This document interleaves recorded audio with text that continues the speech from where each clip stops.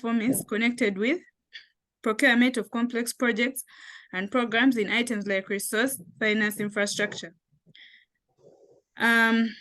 We are discussing the complexities associated with procurement of complex projects and programs. The first one being human displacements and natural resource degeneration. In regard to the Bujagali hydropower projects in Uganda article, we see that there was a creation of a dam that was intended to expand access and supply of electricity, but rather also destroyed or threatened the livelihood of the ecosystem and biodiversity. There was also limited and local participation and employment opportunities for the different communities in these areas of the projects.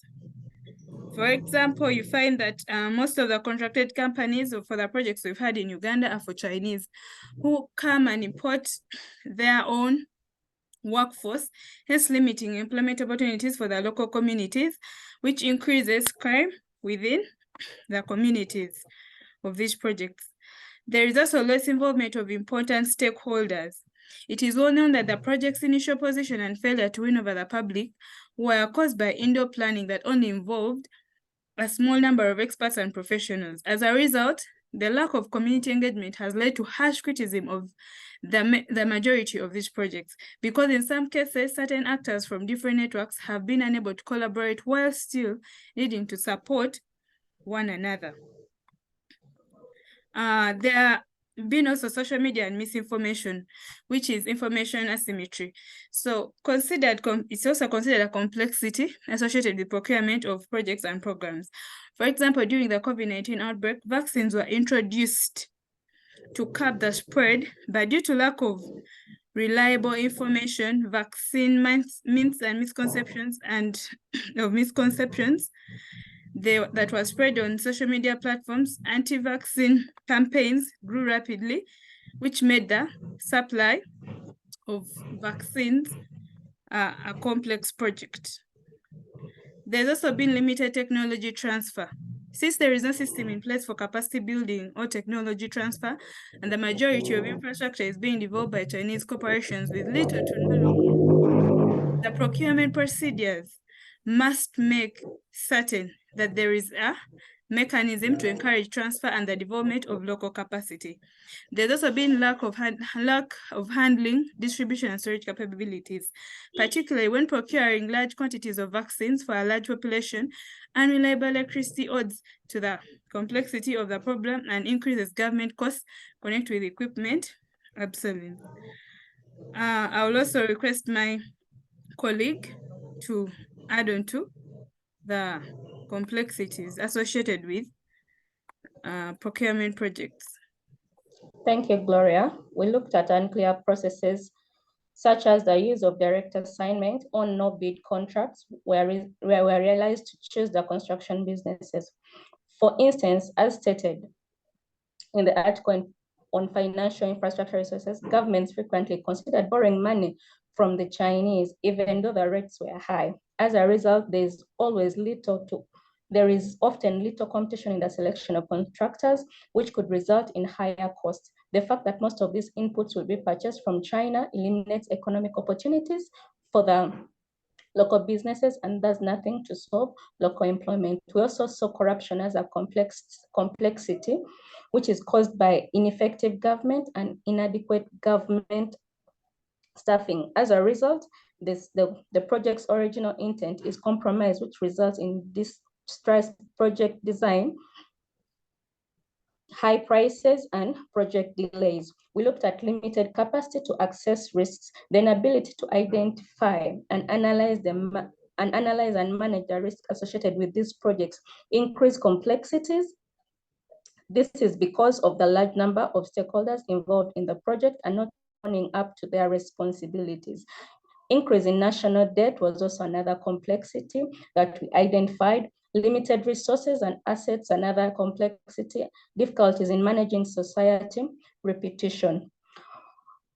We also looked at the strategies. We identified strategies that can be considered to manage the above complexity in sourcing and implementing the complex program and projects. We looked at proper and timely budgets. Budget planning. The government should have a comprehensive budget plan. Budget planning and preparations are at the heart of the public expenditure management. For example, proper financing plans for constructions of infrastructures and development should be properly done by developing good tax policies fair to the public, yet very efficient in adding onto the government revenues to avoid unnecessary loans that rather increase on the national debt. We also looked at the compensation and the resettlement action plan, which should also be considered in order to address the issue of social environment impacts to the local residents in the region where the project is being implemented. We looked at competitive dialogue as another strategy to manage the complexity, which involves creating more dialogues between the contracting officers and the providers, innovations and mutual trust in the procurement, sourcing, and the implementation of complex construction projects. Government officials, policymakers, and health professionals at all levels should be able to convincingly deny rumors and offer sufficient argument for choosing or implementing complicated policies. For instance, we looked at the COVID-19 development. So the effectiveness and the safety of the vaccines should have been mentioned by the government officials.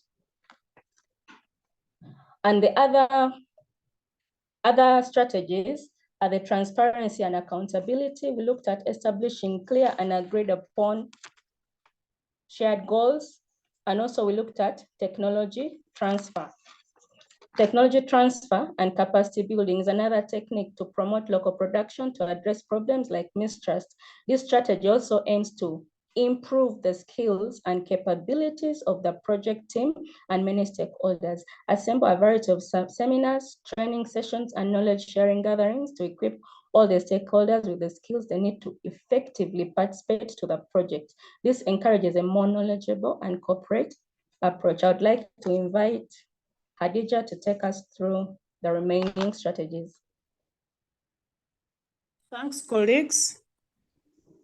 On top of the above strategies, there is also involving stakeholders such as users, policymakers, and decision makers from the planning stage on through all the stages. This means that it's important to be in position to identify these important people who can be able to avail us with the important data during this project. Also identify the risks and complexity factors. To ascertain what factors contribute to project complexity, it is important to comprehend whether hazards are internal or external, as well as their source. Maintaining project agility and flexibility is necessary to make risk management practical sense. More so, there is effective communication, whereby since we are working on a difficult project, it's better to have these people who can be in position to talk to these local people, like the religious leaders, who can be in position to pass this information to the local leaders. There is also proper monitoring and evaluation. This entails putting project timetables into practice and routine reviewing progress in order to identify primary objective, tasks, and timelines, taking into account the complicated aspects and risks already recognized. Another point is benchmarking on previously finished and successful project, is figuring out what level of performance is best being attained, whether it is being within the same company or by another different industry. In conclusion, the above strategies like benchmarking, involving stakeholders, effective communication, proper monitoring, and so on have been identified and advised to manage the complexity of sourcing and implementing the complex programs and projects in order to maximize stakeholder value.